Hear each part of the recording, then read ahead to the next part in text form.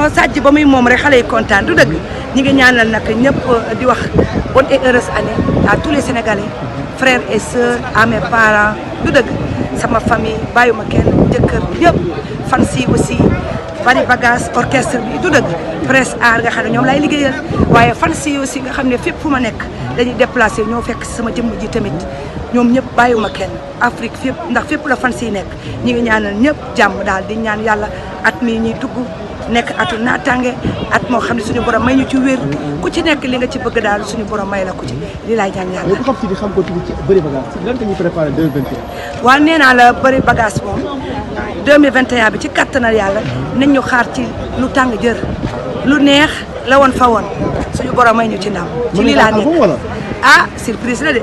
surprise la bëgguma wax. mais dëgg nañu studio am na looy préparé. non maa ngi studio sax loolu moo tax fan yii nga gis baat bi mooy loolu.